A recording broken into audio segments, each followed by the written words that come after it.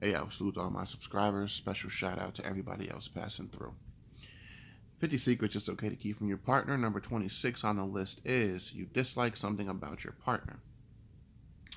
Humans are all individuals with quirks, and even when you love someone enough to commit to them long term, there may be something about them that annoys or frustrates you. But if it's not a deal breaker, it can be kinder just to let some things slide, knowing that your partner is likely extending you the same courtesy or same kindness. Yeah, that's true, they are, because everybody fucking is out here lying to each other. Yeah, there's always going to be something you don't like about a partner, especially the longer you're with them. That's just a natural fucking part of relationships, right? You're not going to like everything about a person, and you're not required to. It's hard because they probably are extending you the same courtesy. And I guess there's no harm, no foul there. The problem is you don't know which things, as the article points out. As long as it's not a deal breaker, you don't have to mention it. And that's true. But the problem is two things. One, you don't know what is or isn't a deal breaker for someone. You don't know. To you, what you don't like about your partner may not be a deal breaker, but to them, if they're me, you not liking something about me and not telling me, just in the sense of communication and us having random discussions about shit as we should be having, that could be a deal breaker for me. Because again, if you're not willing to tell someone something, honestly, that you're in a relationship with, then that potential for it to carry over into things where you should be communicating, but will probably choose not to, because that's the pattern you're creating, then things can turn into deal breakers where they may not have originally been. This, not a big deal, right? But what happens when it gets to the point where the things you don't like really turn into things you hate? And those things start to make you look at your partner in a different way. Or start to make you resent your partner. So, I guess it's an individual choice you have to make. Some things may not be worth just coming out and being like, yo, you do X, Y, Z, I don't like it. Or you're this way, I don't like it. But it's a thin line between those things that are kind of like annoying but cute, and then a little frustrating, and then like, yo, this motherfucker does this shit, I can't stand this shit. Say something.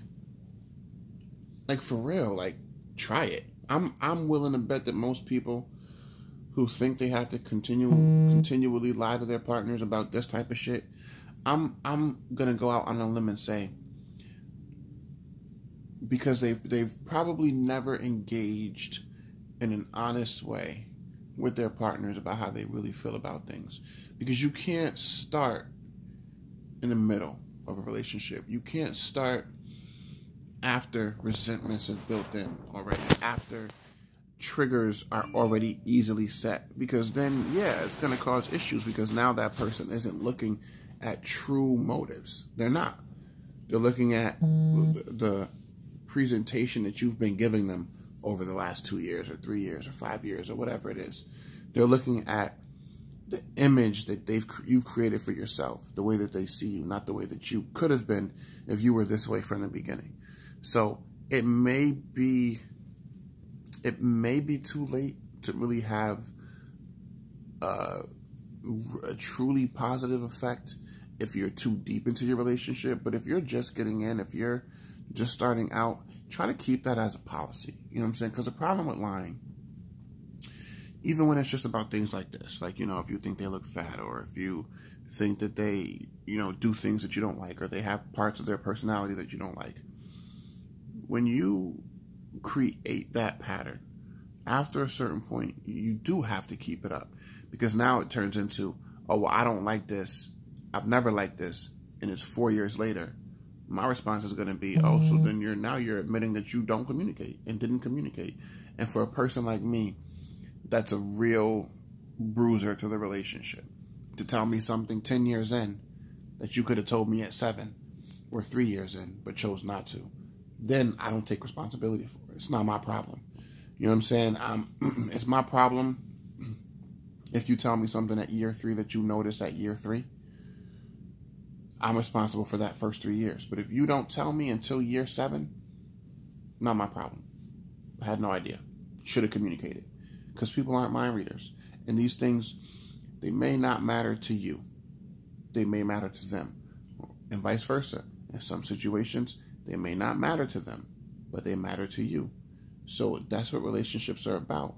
It's not just, see, we think it's just about compromising, you know, what TV shows or movies to watch, or where to go to eat this weekend, or what to do, you know what I'm saying, next spring, or where to go for vacation or whatever.